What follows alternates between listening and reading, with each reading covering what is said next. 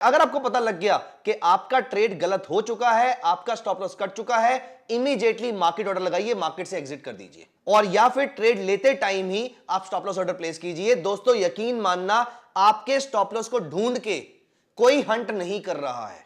किसी institutional trader के पास, किसी एफआईआई, किसी डीआईआई के पास इतना टाइम नहीं है कि वो आपके ट्रेड का स्टॉप लॉस ढूंढ के वहीं पर हिट करा के मार्केट को वापस लेके चला जाएगा। हाय फ्रेंड्स, वेलकम टू धन। अगर आप पिछले कुछ टाइम से ट्रेडिंग करते हैं तो शायद आपने अभी तक ये वर्ड तो सुना होगा that there is something called expiry based trading और सिंपली एक्सपायरी ट्रेडिंग।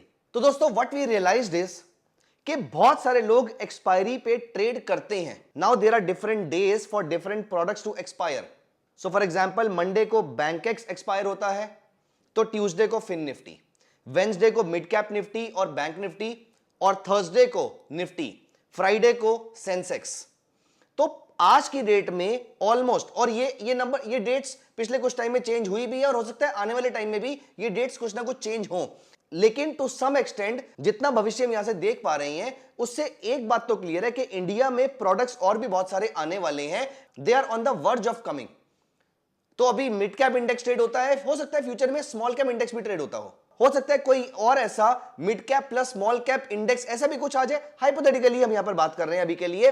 कहने का मतलब क्या है कि दिन में 2 प्रोडक्ट्स की एक्सपायरी हो सकती है, दिन में 1 प्रोडक्ट की एक्सपायरी हो सकती है, रोज किसी ना किसी प्रोडक्ट की एक्सपायरी होती है। आप अगर एक्सपायरी के ट्रेडिंग स्टाइल पे ही एक्सपर्टीज ले लें, और या फिर आप अगर ये पूरा का पूरा प्रोसेस सीख जाएं कि एक्सपायरी बेस्ड ट्रेडिंग कैसी होती है, तो I think you will be in a much better, you will be in a much commanding position in the future to make money in the markets. लेकिन एक प्रॉब्लम ये है, एक्सपायरी बेस्ड ट्रेडिंग के लिए आपको एक खास टाइप की स्किल चाहिए होती है। ये किसी और दिन की ट्रेडिंग की तरह नहीं है। रीजन बीइंग, आप जिस एक्सपायरी वाले प्रोडक्ट को ट्रेड कर रहे हैं उस दिन उसके out of the money options सारे के सारे जीरो हो जाएंगे। अगर आपने बाय कर रखा है तो जीरो हो जाएंगे, आपको नुकसान होगा। अगर आपने शॉर्ट सेल कर रखा है और वो जीरो हो जाएंगे, आपको प्रॉफिट होगा। तो सभी लोग सेल क्यों नहीं करते? क्योंकि एक्सपायरी के दिन पे टसल बुल और बियर की बहुत स्ट्रांग चल रही होती है, क्योंकि सारे अपनी पोजीशन को स्क्वायर अप करने में लगे होते हैं, सारे मार्केट को अपनी तरफ खींच रहे होते हैं। इसीलिए एक्सपायरी के दिन मार्केट बहुत शार्प मूव्स शो कर सकती है और रादर करती भी है। इसीलिए एक्सपायरी बेस्ड ट्रेडिंग के लिए आपको एक खास टाइप की स्किल और आपको एक खास टाइप का माइंडसेट चाहिए होता है। आज इस वीडियो में हम वही सारी इंपॉर्टेंट बातें डिस्कस करने वाले हैं। दोस्तों ये जितनी बातें आज हम डिस्कस करने वाले हैं, आई एम वेरी श्योर ये आपको लाइफ लॉन्ग काम आने वाली हैं। ये सारी बातें आपको हो सकता है किसी बुक में ना मिले।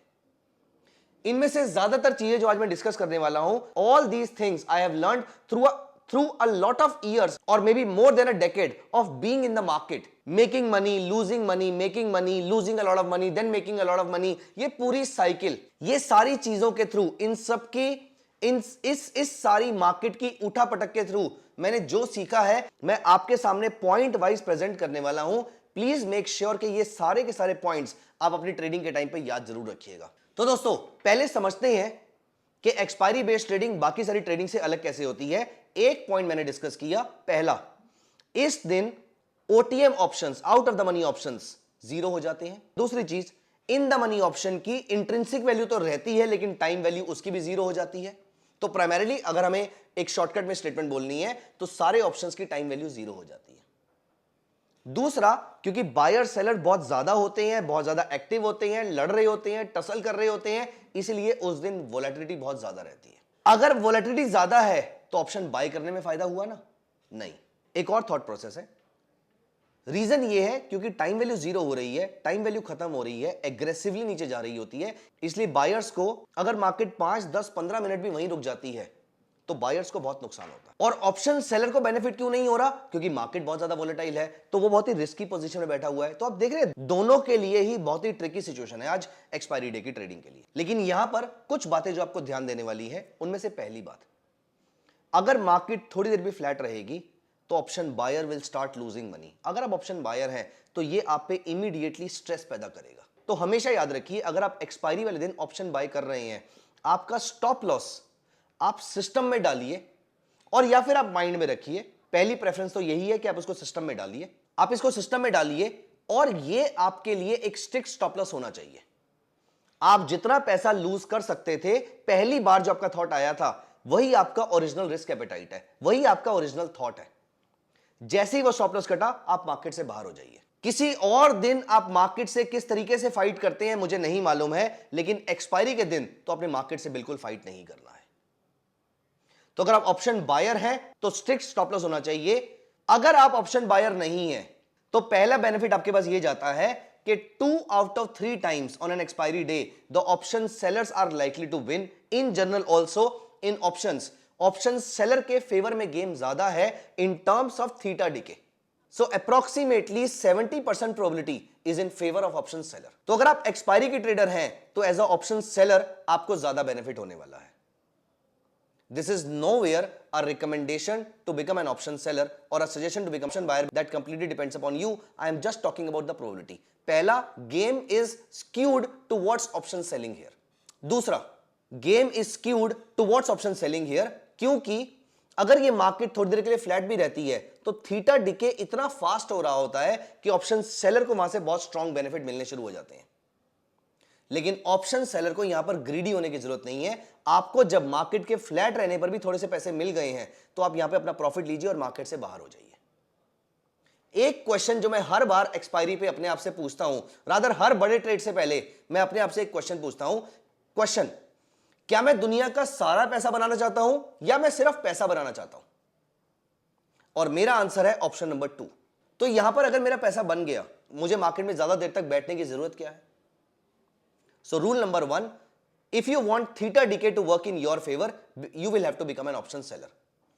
अगर आप ऑप्शन बायर बनते हैं, उसके लिए भी एक थॉट प्रोसेस है यहां पर। अगर आप ऑप्शन बायर बनते हैं तो make sure you have a trading strategy in your hand, a technical analysis trading strategy और a derivative based trading strategy, and for that matter कोई भी और ट्रेडिंग स्ट्रेटजी जो आपको स्ट्रॉन्ग मोमेंटम कैच करने में हेल्प करती हो। अगर आपके पास ऐसी कोई स्ट्रेटजी नहीं है तो आपको हमारे चैनल पे ऐसी कुछ वीडियोस मिल जाएंगी जहां पर हमने फिन निफ्टी के लिए, बैंक निफ्टी के लिए, निफ्टी के लिए, सबके लिए मोमेंटम कैच करने के लिए ऑप्शन बायर के पॉइंट ऑफ व्यू से जो स्ट्रेटजीज काम करती हैं, हमने ऐसी वीडियोस आपके लिए बना रखी है। आप इनको जाकर एक बार चेक कर सकते हैं। Rule number 2, which is a very very important rule, आप इस बात को कहीं पर लिख लीजिए, एक्सपायरी के दिन आपने लॉस मेकिंग ट्रेड में एवरेजिंग नहीं करनी है। स्पेशली अगर आप बिगिनर हैं, अगर आप कई सालों से ट्रेडिंग नहीं कर रहे हैं, एवरेजिंग करना लॉस मेकिंग ट्रेड में आपके लिए रिकमेंडेड नहीं है। सो एक स्ट्रेटजी ये कहती है कि आपने एक पर्टिकुलर टाइम पे एक शॉर्ट स्ट्रैडल या शॉर्ट स्ट्रैंगल क्रिएट कर दिया।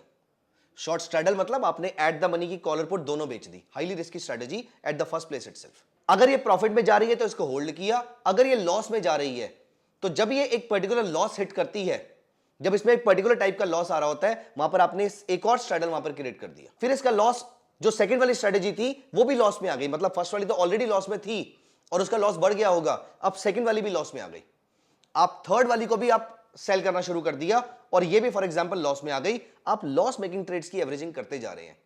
यहां पर एक चीज नोटिस करने वाली बात यह है, अगर सुबह वाली स्ट्रेटजी प्रॉफिट में आ गई होती तो आपको एक लिमिटेड प्रॉफिट मिल जाता, फॉर एग्जांपल एक्स रुपीस का। तो आपको प्रॉफिट हो रहा है एक्स रुपीस का, लेकिन आपने लॉस मेकिंग को एवरेज किया, फिर उसको दोबारा एवरेज किया, फिर उसको तीसरी बार एवरेज किया, and so on and so fourth. अब जो आपको लॉसेस हो रहे हैं वो 5x या 7x पे हो रहे हैं, जबकि जो प्रॉफिट हो रहा था वो सिर्फ x पे हो रहा था। अगर एक लॉट पे आपको प्रॉफिट हो रहा था तो 5 या 6 लॉट्स पे आपको लॉस हो रहे होंगे अगर ये स्ट्रेटजी आपकी लॉस में जाती है तो। I personally do not see this as a very viable option, क्योंकि अगर ये मार्केट किसी एक डायरेक्शन में निकलती है तो ये लॉसेस आपके पाइलअप होते जाएंगे। यहां पर मेरा सजेशन सिर्फ इतना सा है, जो मैंने पहले भी कहा था, एक स्टॉप लॉस लीजिए। एज अ ऑप्शन बायर और as a option seller you should have one stop loss on expiry day for sure, period. This is the end of the story आपके ट्रेड की। अगर वो स्टॉप लॉस हिट हो गया, आपको इसके बाद दोबारा ट्रेड नहीं करना है। अगर वो स्टॉप लॉस हिट हो गया तो इस स्ट्रेटजी को यहां पर क्लोज कर दीजिए। नेक्स्ट रूल, रूल नंबर 3, आपको लॉस मेकिंग ट्रेड्स को एवरेज नहीं करना है। रूल नंबर 4, आप डिसाइड करेंगे आप ऑप्शन बायर हैं या सेलर हैं, लेकिन ये रूल नहीं है, ये एक जेनरिक स्टेटमेंट है कि 70% times the market is moving in the favour of option seller. इसका मतलब अगर आप ऑप्शन बायर है तो आपको एक्स्ट्रा क्वेश्चन एक्सरसाइज करने की जरूरत है। रूल नंबर 5, ये गलती बहुत सारे बिगिनर्स करते हैं, ये गलती बहुत सारे नए ट्रेडर्स करते हैं कि मुझे मिड कैप के बारे में कोई नॉलेज नहीं है, लेकिन मैंने मिड कैप निफ्टी में ट्रेड करना स्टार्ट कर दिया। मुझे बैंकेक्स की नॉलेज नहीं है, मैं उसकी वॉलेटिलिटी से वाकिफ नहीं हूं, मैं नहीं जानता कि वो कितना वॉलेटाइल है, और मैं ये एज्यूम कर लेता हूं कि जितना वॉलेटाइल निफ्टी है उतना ही वॉलेटाइल बैंक निफ्टी या बैंकेक्स होगा। नहीं, ऐसा नहीं है दोस्तों।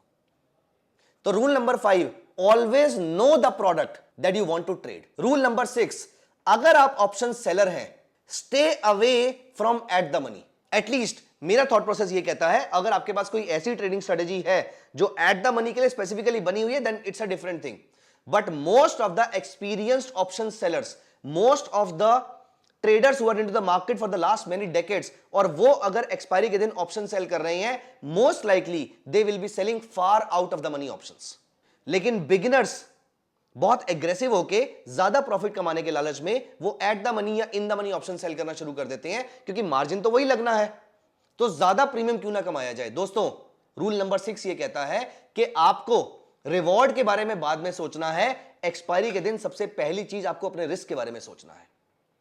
अगर आपका रिस्क कंट्रोल्ड है तो रिवॉर्ड ऑटोमेटिकली आ जाएगा। I generally say this that take care of your losses and the profits will take care of themselves. And last rule is that always use the market और the SL orders. किसी particular price की अगर वो trade मेरे against चला गया तो किसी प्राइस के आने की वेट मत कीजिए। अगर आपको लगता है, अगर आपको पता लग गया कि आपका ट्रेड गलत हो चुका है, आपका स्टॉप लॉस कट चुका है, इमीडिएटली मार्केट ऑर्डर लगाइए, मार्केट से एग्जिट कर दीजिए, और या फिर ट्रेड लेते टाइम ही आप स्टॉप लॉस ऑर्डर प्लेस कीजिए। दोस्तों, यकीन मानना, आपके स्टॉप लॉस को ढूंढ के कोई हंट नहीं कर रहा है। किसी इंस्टीट्यूशनल ट्रेडर के पास, किसी एफआईआई, किसी डीआईआई के पास इतना टाइम नहीं है कि वो आपके ट्रेड का स्टॉप लॉस ढूंढ के वहीं पर हिट करा के मार्केट को वापस लेके चला जाएगा। हां, कभी कभी ऐसा हो सकता है, आई नो, कभी कभी मेरे साथ भी होता है कि मैंने जो स्टॉप लॉस लगाया वहां पर स्टॉप लॉस हिट हुआ और वहीं से मार्केट मेरे फेवर में चली गई, ऐसा हो सकता है। लेकिन ऐसा 100 में से 90 बार नहीं भी तो होता जब हम प्रॉफिट कमा रहे होते हैं। तो कोई आपके स्टॉप लॉस को नहीं देख रहा है, आप रिलैक्स होकर अपना स्टॉप लॉस लगाइए वहां पर। तो दोस्तों, ये सारे रूल्स हैं जो आपको ध्यान रखने हैं एक्सपायरी के टाइम पे। मैं ये सारे रूल्स आपके लिए रिकैप कर देता हूं। Rule number 1, if you are an option buyer, you should have a very strong momentum catching strategy, while if you are an option seller then you are betting on theta decay. Rule number 2, if you are an option seller, always remember you are playing the riskiest game. अगर इस बात को अपने mind में रखेंगे तो आप हमेशा कॉशियस रहेंगे, आप मार्केट को थोड़ी देर के लिए छोड़ के नहीं चले जाएंगे। रूल नंबर 3, आप कभी लॉस मेकिंग ट्रेड्स की एवरेजिंग नहीं करेंगे, स्पेशली एक्सपायरी वाले दिन पे। रूल नंबर 4, आप सिर्फ उन्हीं प्रोडक्ट्स में ट्रेड करेंगे जिन प्रोडक्ट्स की जानकारी आप रखते हैं। Rule number 5, if you are an option seller, try to stay away from ATM option, play in far OTM options. And rule number 6, make use of market and SL orders as much as possible for you.